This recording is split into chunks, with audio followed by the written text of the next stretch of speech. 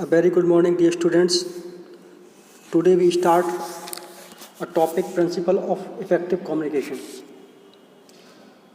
The principle of effective communication are collectively known as 7 C's communication. In simple word, exchange or ideas, messages, responses known as communication.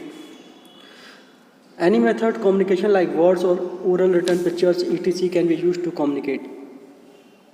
Communication can be considered effective only when the receiver understands what sender wants to convey. Communication को effective जब ही consider कर सकते हैं जब receiver understand करे what the sender wants to convey. जो sender message भेजना चाहता है वो अगर exactly receiver understand करता है तभी हमारा communication क्या effective हो सकता है. तो इसके 7 C's of effective communication है. 7 C's क्या हैं? The qualities which are essential for good communication skills are together called 7 C's communication, because all of them begin with letter C. That's why it's called 7 C's communication. First is clear, then concise, concrete, correct, coherent, complete, and courteous. These are 7 C's communication. The first one is clear.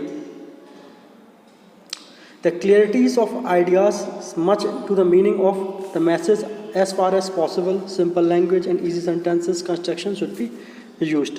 ठीक है, ऐसे clear होना चाहिए means क्लियरिटीज of ideas. अगर क्लियरिटीज of idea है तो जो meaning of message है वो और ज़्यादा क्लियर हो जाएगा. जितना हो सके पॉसिबल हो सके simple word and easy sentences का यूज़ करना चाहिए. फॉर एग्जांपल अगर हम domicile, remuneration and statement of accounts जैसे वर्ड्स का यूज़ करते हैं तो वो ज़्यादातर कॉमन नहीं होते. But home, salary, invoice, lawyer एक कॉमन वर्ड है and everyone knows the meaning of these words that like home, salary, invoice and lawyer. The next C is concise. Being concise means keeping to the point, using few words without using the main ideas. हमें few words का use करना चाहिए और main topic, main idea के relate ही कुछ ही बात communicate करना चाहिए. For example, a businessman time is money. No one likes to read a long winding message. So concise messages with relevant word and phrases should be used. Message concise ही होना चाहिए with relevant words and phrases. For example, due to fact can be replaced by because. At this point of time can be replaced by now. Now that next is concrete.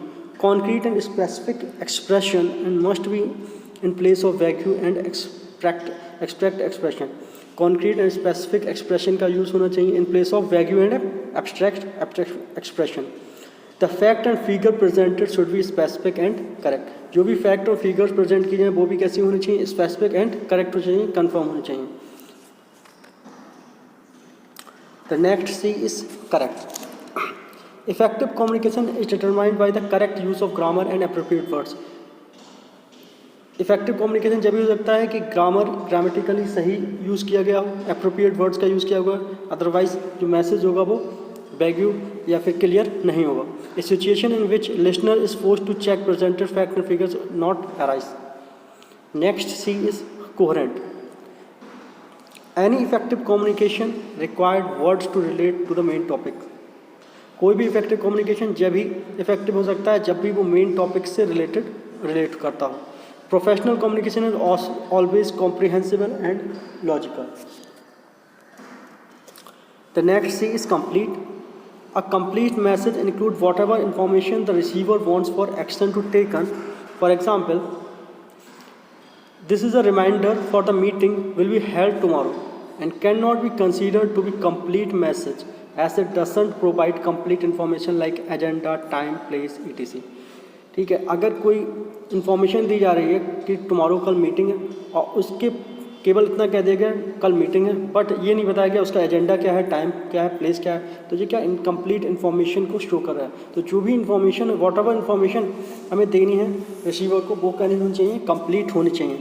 ठीक है, और जो complete information होगी वो कैसी होगी? It should be like I just wanted to remind all of you about tomorrow's meeting on new education policies. The meeting will be held at tomorrow. Will be at 10 a.m. in the auditorium. For details, contact Mr. Amit from admin block.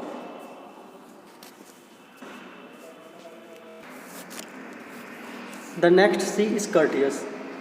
As word suggest, it expect the speaker to be aware of the listener feelings.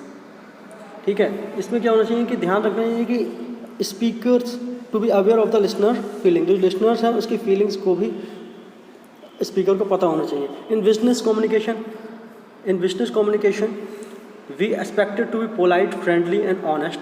It create mutual understanding message to grow, develop a good attain goodwill. अगर हम business communication की बात करें तो हमें कैसा होना चाहिए? पोलाइट, फ्रेंडली, ऑनेस्ट एंड एक दूसरे की म्यूचुअल अंडरस्टैंडिंग होनी चाहिए. तभी क्या हो सकता है कि हमारा बिजनेस जो हो सकता है ग्रो कर सकता है और गुडविल को हम डेवलप एंड रिटेन कर सकते हैं. तो it expect the speaker to be aware of listener feeling. Listener की फीलिंग्स को भी हमें से अवेयर होना चाहिए. That's mean courteous. Courtesy is not only restricted thank you and please, but it is sincere, genuine expression that show how much respect and care for other. For example, impolite way of saying the receptionist said sign here. ठीक है, अगर ये receptionist कहती है कि sign here, that is the impolite way of saying. Then polite way of saying is sir or madam would you please sign here. The 7 C's communication. First is clear. It means make easy to understand. Be clear what you want to say. Next is concise, to the point, using simple words. Next is concrete.